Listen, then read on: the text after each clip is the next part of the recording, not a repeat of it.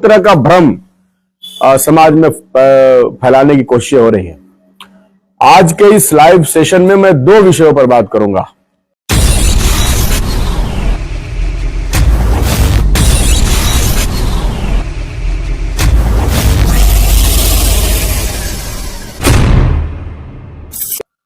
और मुझे लगता है कि देश में कुछ ऐसी घटनाएं हो रही हैं जिस पर चर्चा करने की जरूरत है।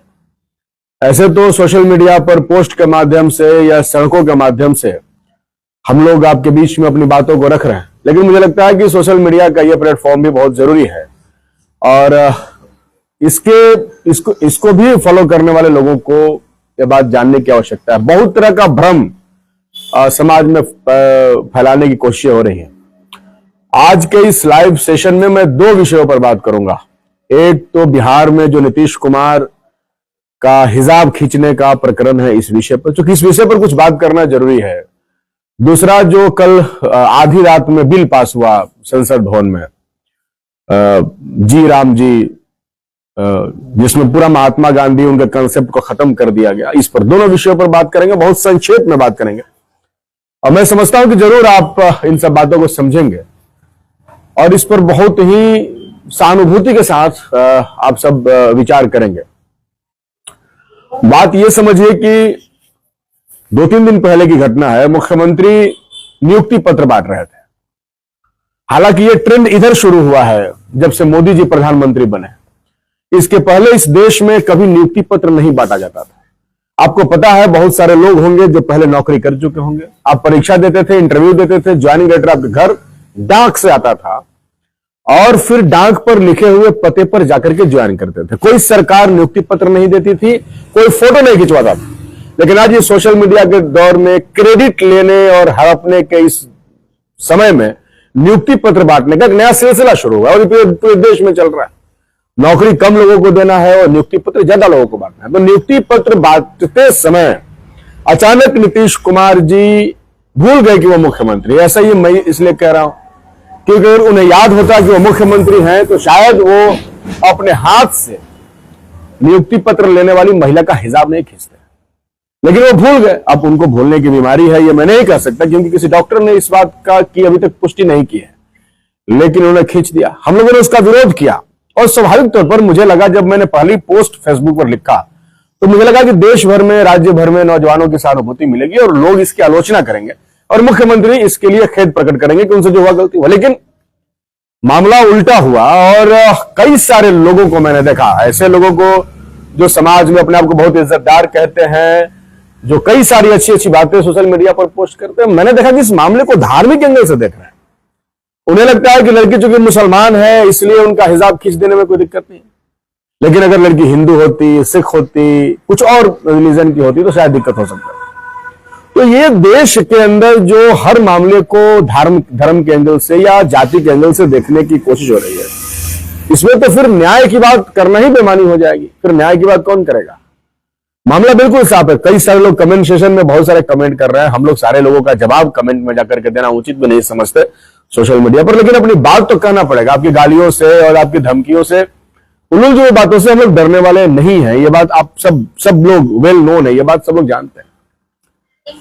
कई लोगों ने कमेंट में लिखा कि भाई हिजाब पहन करके आना उचित नहीं है, ऐसे नौकरी कैसे होगा, ऐसे इलाज कैसे होगा। मसला ही नहीं, कई सारी प्रक्रियाओं को, जांच की प्रक्रियाओं को पार करके मुख्यमंत्री जी के करीब पहुंची होगी वो लड़की।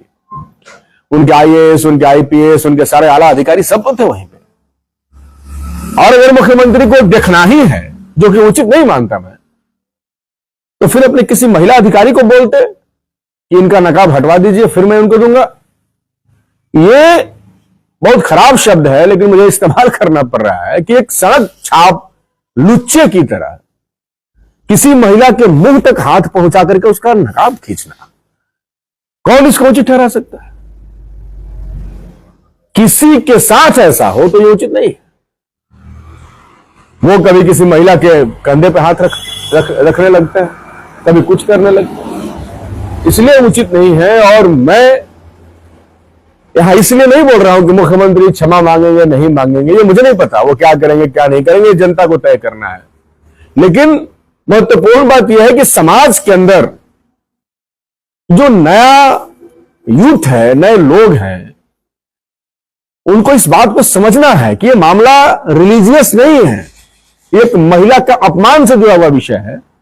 और मुख्यमंत्री जी ने उनका नकाब, हिजाब या पल्लू सब एक ही तो होता है, मतलब क्या है, वहां तक हाथ पहुंचाना और खींचना ये बहुत गलत है। और आप सब जानते हैं कि वो लड़की इस मामले को लेकर के इतना दुखी है, इतनी ट्रॉमा में चली गई, तब वो कह रहे हैं कि हम नौकरी नहीं कर पाएंगे, वो नौकरी करने की स्थिति में नहीं।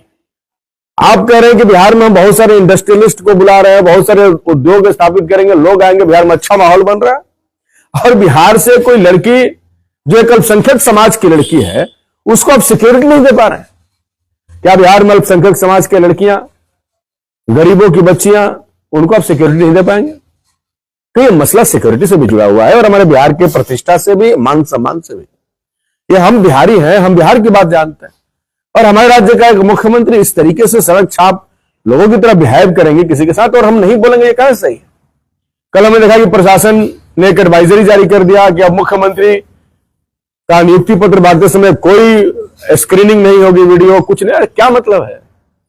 वो कहां सामना कर पा रहे हैं मीडिया का मुख्यमंत्री जी? एक बयान मुख्यमंत्री जी का देख लीजिए, रोज उनके ट्विटर्स पर फैसले आते हैं कि मुख्यमंत्री जी ये कर रहे हैं, मुख्यमंत्री जी वो कर रहे हैं।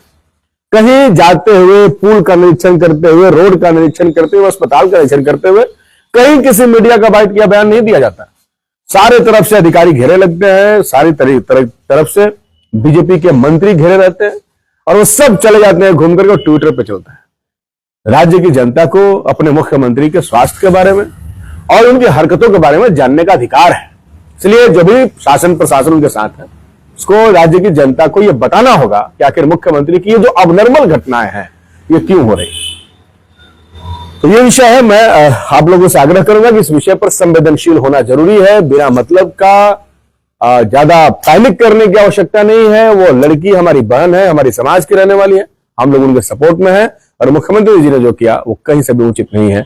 एक महिला का, जेंडर का, और कह लीजिए कि उनके अपमान का एक विषय है, इसलिए इसको एक अपमान के रूप में हम देखते हैं। और मुख्यमंत्री जी अगर चाहते हैं इससे बाहर निकलना तो डेफिनेटली उनको सिर्फ उसी महिला से नहीं बल्कि राज्य की तमाम महिलाओं से उन्हें क्षमा मांगना चाहिए कि उन्हें इस तरीके की हरकत नहीं करनी चाहिए। और ये बिहार में नहीं, देश और दुनिया भर में लोग इसकी आलोचना कर रहे हैं, तो इस पर भी उनको ध्यान देना चाहिए। दूसरी बात, अभी चूंकि अलग अलग वीडियो बनाना इतना आसान नहीं होता।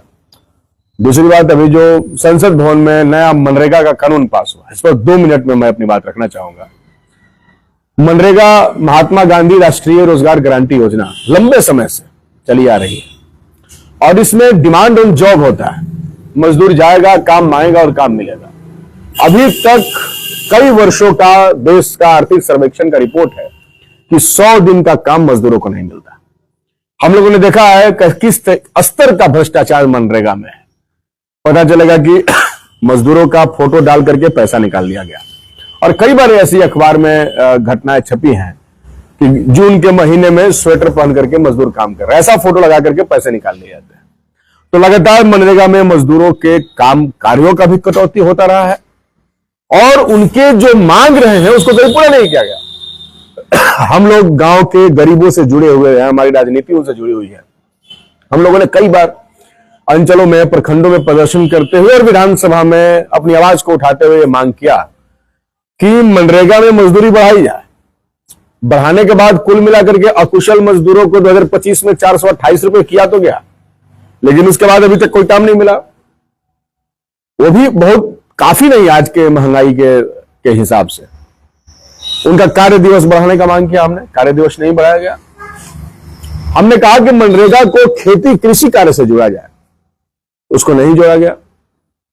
तो कुल मिलाकर के 100 दिन की जो काम की गारंटी थी उसी को यह सरकार पिछले 10-12 वर्षों से नहीं दे रही। अब ये कह रहे हैं कि हमने नाम बदल दिया, शराब भी वही है, बोतल भी वही है, आपने सिर्फ रायपर बदलने का काम किया और कुछ नहीं, नाम बदलने का। महात्मा गांधी से क्या दिक्कत है? महात्मा गांधी राष्ट्रीय रोजगार गारंटी योजना कितना अच्छा नाम। महात्मा गांधी को हटा करके भगवान राम को लाने के लिए आपने पूरी जुगाड़ गिरा दी, इससे क्या ही फर्क पड़ जाना। मनरेगा योजना में इस धार्मिक एंगल का या भगवान को लाने का क्या मतलब है? और सिर्फ राम नाम के लिए आपने पूरी योजना के नाम का जो है बंटाधार कर दिया। विकसित भारत, ग्रामीण रोजगार आजीविका मिशन गारंटी और पता नहीं क्या क्या, पूरा का पूरा उसका संधि विच्छेद भी सही नहीं है और सही तरीके से लोग उसको समझ भी नहीं पा रहे।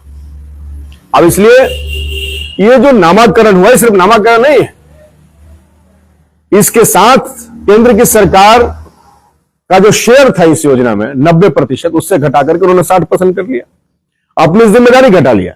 ये सबसे इसका दुखद पहलू है। पहले इस योजना में केंद्र सरकार 90% राशि देती थी और राज्य सरकार 10% राशि देती थी। अब केंद्र सरकार ने बिल पास कर लिया कि अब केंद्र सरकार 60% और राज्य सरकार 40%। हम ये नहीं समझ पा रहे हैं कि इस योजना का विरोध मुख्यमंत्री जी क्यों नहीं कर रहे हैं बिहार में। बिहार में 40% वो कहां से देंगे? और केंद्र सरकार ने एक और नया उसमें स्कीम में ला दिया कि मनरेगा का स्कीम उन्हीं राज्यों में चलेगा जहां केंद्र सरकार चाहेगी। मतलब वैसे राज्य जहां मोदी जी का शासन नहीं होगा या ऐसे राज्य जहां मोदी जी के समर्थन में शासन नहीं होगा, इसका मतलब वहां मजदूरों को काम नहीं मिलेगा।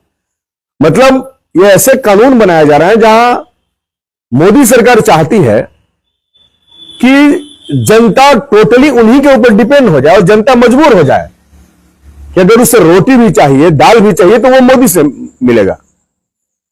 तो इसलिए कुल मिलाकर के इस योजना का नाम राम जी करके इस योजना का राम नाम सत्य करने की तैयारी मोदी जी ने किया। ये मजदूरों के गारंटी के लिए, उनके राइट्स के लिए लड़ करके यूपीए की सरकार में यहां के मजदूरों ने हासिल किया था। अब ये बीजेपी की सरकार जो मजदूर विरोधी सरकार है, ये पूरी इस योजना को खत्म करने, बर्बाद करने की पूरी योजना लेकर के आई है और हम लोग इसके खिलाफ मजबूती के साथ सड़क पर हैं। आने वाले दिनों में इसके खिलाफ हम लोग लड़ाई लड़ेंगे और हम जो मजदूरों की गारंटी के लिए, उनके बेहतर जीवन के लिए, उनकी पक्की नौकरी के लिए, जो आउटसोर्सिंग की नौकरी है चल रही है उसको खत्म करके अस्थायी नौकरी की लड़ाई लड़ रहे हैं, इस लड़ाई को हम लोग आगे बढ़ते रहेंगे। तो आज के लाइव सेशन में सिर्फ इतना ही और बाकी हम लोग कोशिश करेंगे कि आने वाले समय में इसी तरीके से शाम वक्त बेवक्त आपसे लाइव जुड़े रहें।